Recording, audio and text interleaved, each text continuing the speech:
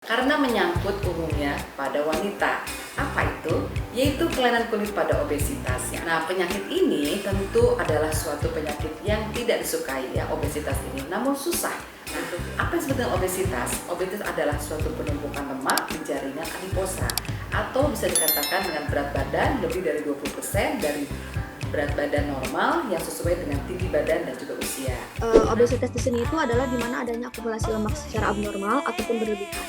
Di mana obesitas di sini itu adalah memiliki suatu risiko terhadap kesehatan, baik terhadap kulit ataupun metabolisme lainnya. Nah, di mana obesitas di sini itu adalah diartikan sebagai IMT lebih dari 25 atau bahkan lebih dari 30. Salah satu penyakit ataupun kelainan kulit yang bisa dipengaruhi oleh obesitas itu adalah pertama, itu ada striae, lalu ada akatosis nigricans, lalu ada skin tag, dan juga adanya hiperkeratosis plantaris.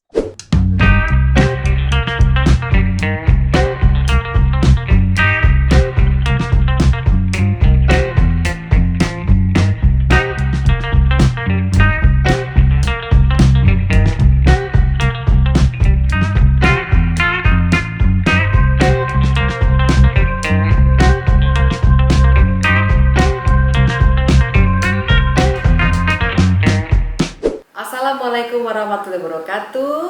Pemirsa semua, acara yang sekarang lebih menarik lagi videonya karena menyangkut umumnya pada wanita. Apa itu? Yaitu kelainan kulit pada obesitas yang akan disampaikan oleh Neng Lucy Fitri Aprilianti. Nah, penyakit ini tentu adalah suatu penyakit yang tidak disukai ya, obesitas ini, namun susah untuk dilakukan mengatasinya. Nah, apa yang disebut dengan obesitas? Obesitas adalah suatu penumpukan lemak di jaringan adiposa, atau bisa dikatakan dengan berat badan lebih dari 20% dari berat badan normal yang sesuai dengan tinggi badan dan juga usia. Nah, penyakit ini tentu menyebabkan juga kelainan berupa resistensi hormon insulin yang mana bisa menyebabkan penyakit DM. Kita ketahui kalau penyakit DM tentu kelainan kulitnya apa? Bisa terjadi kekeringan pada kulit. Selain itu juga adanya kolesterol yang meningkat, tentu hormon kortisol meningkat, sehingga apalagi kelainan kulitnya tentunya akan terjadi jerawat, dan juga akan terjadi juga suatu kelainan pada rambut berupa dengan alopecia androgenik.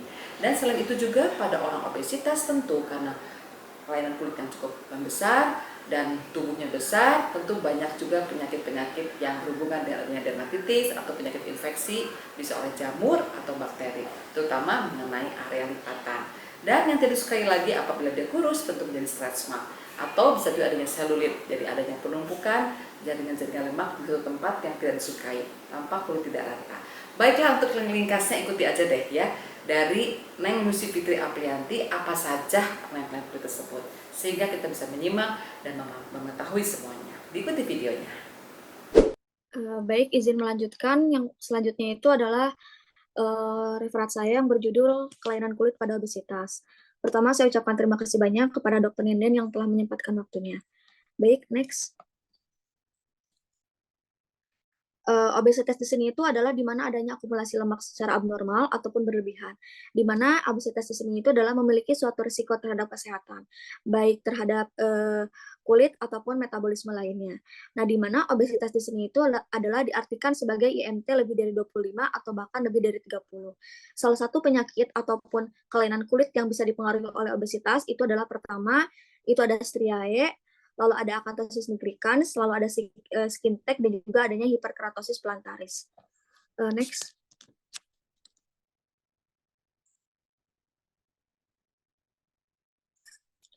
Lalu untuk fisiologis kulit pada obesitas di sini itu adalah di mana adanya transepidermal loss-nya itu meningkat, lalu ada peningkatan sebum kelenjar sebaceus, lalu lapisan lemak subkutan itu menebal, di mana akan menyebabkan lipatan pada kulit semakin bertambah, dan juga kulit semakin hiperhidrosis.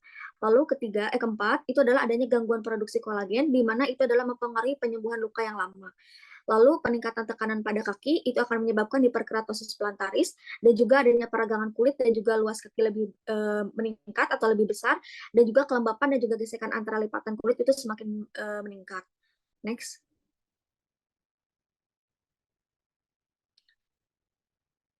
Selanjutnya, ini adalah ada epidemiologi obesitas, bahwa obesitas di sini itu adalah terus meningkat pada dewasa dan juga anak, di mana seringkali terjadi pada usia 5 sampai dengan 19 tahun, dibuktikan adanya peningkatan 4 kali lebih meningkat, yaitu sekitar menjadi 18%. Dan juga 40% pasien obesitas itu mengalami striae pada anak dengan tingkat obesitas ringan sampai dengan sedang. Lalu 66% obesitas itu mengalami akantosis nigricans, lalu 44% itu kemungkinan mengalami skin tag pada pasien obesitas, dan juga selanjutnya itu adanya hiperkeratosis plantaris, di mana ini adalah sangat dipengaruhi oleh bentuk anatomi kaki yang berubah. Next.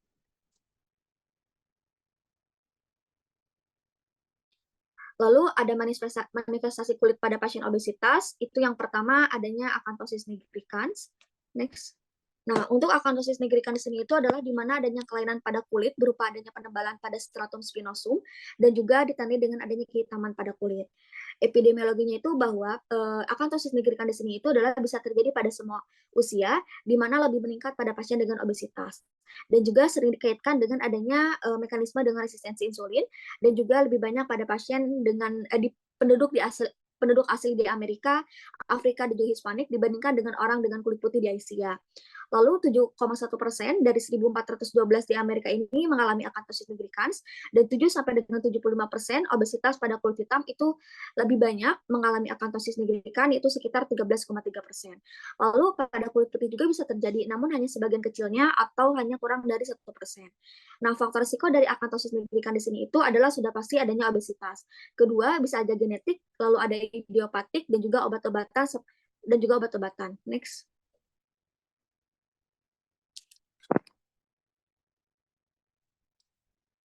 Lalu selanjutnya dari klasifikasinya, ini ada beberapa klasifikasi dari akantosis nigricans. Yang pertama itu ada yang obesity associated acanthosis nigricans, di mana dipengaruhi oleh berat badan dan juga dapat hilang sempurna dengan penurunan berat badan, dan juga dapat timbul pada semua umur, terjadi pada dewasa. Lalu ada sindrom akantosis, di mana berhubungan dengan sindrom misalnya ovarium polikistik atau penyakit autoimun seperti lupus, tiroiditis Hashimoto. Lalu ada akantosis individu berkulit gelap dan juga lesi terutama pada dorsal tangan dan juga kaki. Lalu selanjutnya ada akantosis nigricans unilateral, di mana diturunkan secara autosomal dominan. Lesi bersifat unilateral, lesi akan membesar dahulu sebelum akhirnya mengecil atau bahkan menetap. Lalu ada akantosis nigricans familial, ini adalah genetik di mana diturunkan secara autosomal dominan. Biasanya umumnya itu terjadi selama masa kanak-kanak. Lalu selanjutnya ada akantosis nigricans malignans, ini adalah berhubungan dengan keganasan, namun hanya sebagian kecil mengalami suatu keganasan atau menunjukkan suatu keganasan. Lalu untuk patogenesisnya di sini itu adalah di mana di sini itu adalah berhubungan dengan resistensi insulin, di mana adanya peningkatan insulin atau hiperinsulinemia, di mana dia itu akan menyebabkan sekresi dari IGF-nya itu semakin meningkat dan juga akan mempengaruhi IGF satunya semakin meningkat. Di mana hal tersebut itu akan menyebabkan beberapa infeksi dari bakteri ataupun dari jamur, sehingga akan menyebabkan adanya rasa nyeri, adanya gatal, erosi, atau bahkan adanya krusta. Lalu adanya perubahan pada bagian kulit, yaitu pada dermis keratinositnya, sehingga akan menyebabkan hiperkeratosis dan juga akan menyebabkan gambaran hiperpigmentasi dan juga hiperpigmentasi yang disebut dengan akantosis nigricans. Next. Lalu selanjutnya ada manifestasi klinis dari akantosis nigricans. Yang pertama itu adalah penebalan bagian pada kulit, di mana lesinya itu simetris. Pasien bisa mengalami pruritus ataupun gatal. Lesinya itu seperti beludru, adanya makula, hiperpigmentasi, dan juga biasanya atau bisa disertai dengan skinnya hiperpigmentasi. Next. Ini juga sama gambaran dari akantosis.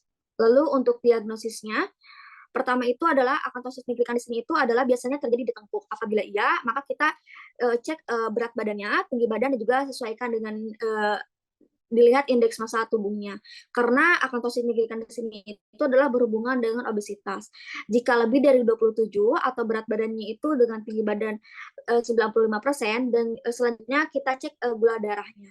Lalu apabila gula darahnya lebih dari 100, maka rujuk ke endokrin ataupun kita melakukan cek HbA1c, karena ada sebagian besar bahwa akantosis nigricans di sini itu adalah berhubungan dengan resistensi insulin. Next. Ini adalah selanjutnya untuk diagnosisnya. Untuk diagnosis pertama itu bisa dilakukan biopsi kulit. Ini adalah untuk membedakan apakah dia masuk keganasan ataupun jinak. Lalu bisa dilakukan tes darah, di mana untuk melihat apakah berhubungan dengan resistensi insulin ataupun penyakit diabetes mellitus ataupun tidak. Nah, ini adalah adanya beberapa penilaian. Bisa dilihat lokasinya bisa di leher, aksila ataupun tekstur leher lainnya. Di sini ada deskripsi dari penilaiannya dari 0 sampai dengan 4. Bisa dilihat di deskripsinya. Lalu untuk diagnosis bandingnya itu adanya eritrasma. Boleh next. Untuk tata laksananya di sini itu ada non farmakologi sama farmakologi. Kalau non farmakologinya itu di mana kita udah pasti obati penyebabnya terlebih dahulu.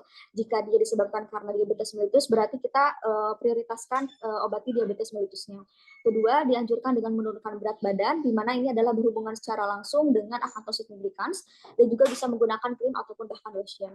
Untuk farmakologinya bisa diberikan vitamin D, lalu bisa dilakukan chemical peeling, lalu bisa dilakukan dermabrasi ataupun operasi. Ini adalah untuk lesi keganasan dan juga diberikan krim kortison ataupun ataupun retinoid topikal. Next. Selanjutnya yang kedua itu ada skin tag, di mana skin tag di sini itu adalah yang disebut dengan accordons ataupun fibroma mole ataupun papilloma fibroepithelial, di mana adanya pertumbuhan kulit yang terlihat sebagai ekspresi lembut dari kulit yang menumpuk dan biasanya bersifat jinak. Nah, untuk epidemiologinya itu adalah bahwa 50 sampai dengan 60% itu terjadi pada dewasa dan juga lebih banyak terjadi pada pasien dengan obesitas dan juga diabetes mellitus dan juga dikaitkan dengan adanya genetik. Lalu untuk etiologinya bisa karena obesitas, faktor penuaan ataupun ketidakseimbangan hormon. Next. Untuk patogenesisnya sendiri, di sini itu adalah bahwa obesitas di sini itu adalah berhubungan sekali dengan adanya ketidakseimbangan hormon. Karena hal itu akan mempengaruhi suatu fibroblas dan juga fibroblas itu akan mempengaruhi suatu sel mas dan juga akan mengeluarkan suatu keratinosit yang akan menyebabkan suatu skin tag. Di mana manifestasi klinisnya itu adanya lesi berwarna sama seperti kulit, di mana berwarna coklat ataupun hiperpigmentasi. Lesinya itu adalah sering bertangkai atau bahkan melekat pada tangkai daging dan biasanya itu berukuran kecil 0,5 sampai dengan 2,5 saja. Biasanya juga tidak nyeri, tapi bisa nyeri jika ada suatu peradangan ataupun bergesekan dengan pakaian ataupun perhiasan.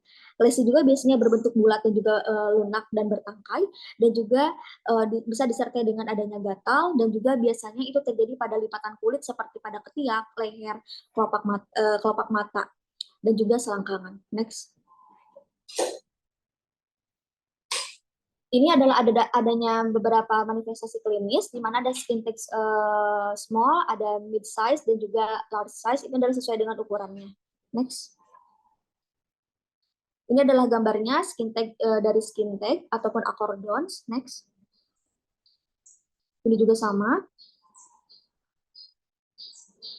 Lalu untuk diagnosisnya sendiri, bahwa dari diagnosis dari skin tag di sini itu adalah sebenarnya tidak terlalu spesifik.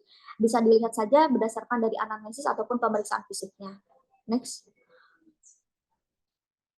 Untuk diagnosis bandingnya itu adanya neurofibromastosis. Untuk tata laksananya ini udah pasti kita bisa lakukan counter ataupun bisa menggunakan nanosecond key switch dan juga bisa melakukan dengan sniff excision ataupun radio counter. Next. Nah, ini adalah komplikasi dari tindakan, bisa aja perdarahan dan juga bisa aja adanya infeksi. Ini adalah gambaran dari counternya, itu counter dari skin tag-nya atau melepaskan dari skin tag-nya. Next. Untuk komplikasinya sendiri itu adalah bisa aja karena peradangan, karena skin tag ataupun akordon tersebut itu terpelutir, ataupun karena adanya lalu kedua bisa terjadi scar, lalu bisa terjadi adanya nyeri. Lalu selanjutnya untuk pencegahannya sudah pasti kita lakukan screening diabetes mellitus karena berhubungan dengan diabetes mellitus dan juga bisa menurunkan berat badan. Hindari menggunakan pakaian ketat karena skin tag di sini itu bisa iritasi karena adanya gesekan secara tidak langsung dari pakaian ataupun bahkan perhiasan. Untuk prognosisnya bahwa skin tag ini jika dibiarkan ukurannya itu akan membesar karena dipicu oleh suatu gerakan secara terus-menerus dan juga akan menyebabkan suatu peradangan. Tapi untuk risiko terhadap keganasannya itu tidak ada. Next. Selanjutnya yang ketiga itu adalah stretch mark. Ini adalah sering terjadi pada pasien dengan obesitas ataupun pada pasien dengan atau pada pasien ibu hamil. Di mana stretch mark di sini itu atau yang disebut dengan plak linea artropik itu adalah di mana terjadi karena peregangan mekanis fisik kulit ketika berat badan bertambah atau bahkan bentuk jaringan parut dermal yang berhubungan dengan peradangan dermis. Di mana untuk epidemiologinya itu 43% lebih sering terjadi pada pasien obesitas, lebih sering pada pasien perempuan, dan juga lebih sering pada ras kulit gelap. Lalu 43 sampai dengan 88% itu lebih sering terjadi pada pasien dengan kehamilan. Nah, klasifikasinya ini adalah berdasarkan dari gambarnya ataupun dari bentuknya. Ada striae atropicans, itu adalah kulitnya menipis. Striae gravidarum itu adalah di mana setelah kehamilan. Striae distans itu adalah kulitnya meregang. Lalu ada striae rubra, itu adalah yang stretch marknya itu berwarna merah, dan juga yang alba itu adalah stretch mark berwarna putih. Lalu ada striae nigra itu adalah hitam, dan juga ada striae caerula itu adalah biru tua. Next.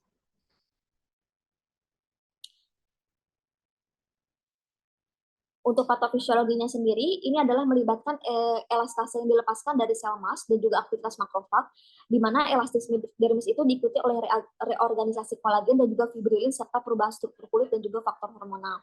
Lalu selanjutnya, histopatologi striae rubra menunjukkan serat elastis halus yang berlebihan pada dermis papiler dengan serat berliku-liku yang lebih tebal di pinggiran dengan limfosit perivaskular, pembuluh dermal, melebar dan juga edema. Lalu selanjutnya terjadilah suatu reduksi dan juga reorganisasi serat plastin dan fibrilin dan perubahan struktural pada serat kolagen yang lebih tebal dan padat dalam barisan paralel. Di mana untuk manifestasi klinisnya itu adalah di mana adanya tanda linear merah, muda ataupun keunguan, ataupun berdasarkan dari klasifikasi tadi. Lalu selanjutnya itu memudar selama berbulan-bulan hingga bahkan bertahun-tahun. Lalu adanya atrofi pada bagian kulit ataupun keriput, dan juga tanda linearnya itu adalah tegak lurus dengan arah ketegangan kulit. Dan biasanya itu terkadang disertai dengan gatal, dan biasanya itu adalah stretch mark di sini itu hanya menunjukkan suatu gambar saja, tidak ada gejala lain. Next. Ini adalah gambaran dari stretch mark. Next. Untuk diagnosisnya itu adalah kita harus menanyakan terlebih dahulu kapan muncul stretch mark-nya, apakah berhubungan dengan peningkatan berat badan atau bahkan dia itu ada faktor resiko seperti sering melakukan latihan otot ataupun aktivitas fisik lainnya, apakah sedang program penambahan berat badan ataupun mengkonsumsi obat-obatan seperti kortikosteroid atau bahkan pasiennya itu sedang hamil. Next. Lalu untuk diagnosis bandingnya di sini itu adalah biasanya striae topical steroid abuse disebabkan karena kortikosteroid. Next. Untuk tata laksananya sendiri itu bisa dilakukan light terapi atau bahkan dia laser jika jika ingin dilakukan terapi topikal, maka bisa digunakan dengan emollient dan juga cosmeceuticals over the counter, di mana gel atau gel silikon, di mana itu adalah untuk mencegah dan juga mengobati dari striae-nya. Next. Lalu untuk pencegahannya sendiri bisa mengoleskan minyak almond pada striae, lalu bisa menggunakan asam hyaluronat topikal, dan juga bisa menggunakan minyak zaitun. Tapi untuk minyak zaitun di sini itu hanya ada beberapa penelitian yang menyebutkan bisa menggunakan minyak zaitun, dan juga ada juga yang efektivitasnya itu sangat sedikit. Next. Selanjutnya itu adalah hiperkeratosis plantaris. Untuk hiperkeratosis plantaris di sini itu adalah adanya penebalan pada stratum corneum, di mana itu adalah prevalensinya itu tidak diketahui, tapi dia itu adalah merupakan aspek histopatologis dari berbagai patologi baik jinak maupun ganas. Nah, di sini itu adalah biasanya hiperkeratosis plantaris di sini itu adalah sering berhubungan dengan pasien obesitas, di mana etiologinya itu adalah proses eksogen ataupun endogen dan berhubungan dengan peningkatan produksi dari keratin atau bahkan karena adanya kerusakan fisik kimiawi ataupun secara kronis dan juga kekurangan vitamin A. Next.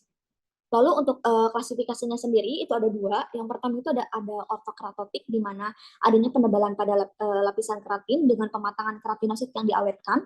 Lalu ada parakeratotik, di mana nuklei yang tertahan sebagai tanda pematangan keratinosit yang tertunda.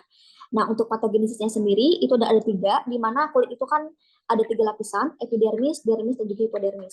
Nah, ketika epidermis itu terkena terkena cedera berulang ataupun trauma, itu biasanya meningkatkan suatu cedera atau tingkatan proliferatif yang meningkat dari keratinositnya.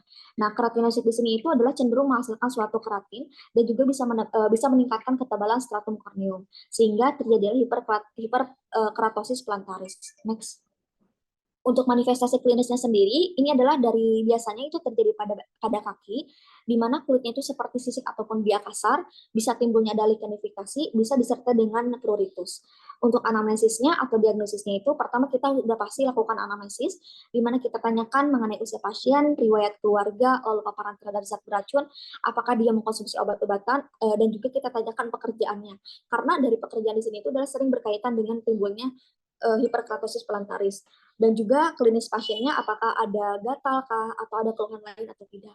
Lalu untuk pemeriksaan fisiknya, kulitnya itu seperti sisik atau bahkan dia kasar, adanya lichenifikasi, dan juga bisa aja dia itu ada pruritus. Pruritus di sini itu sering dikaitkan dengan adanya atau mengarah ke dermatitis alergi.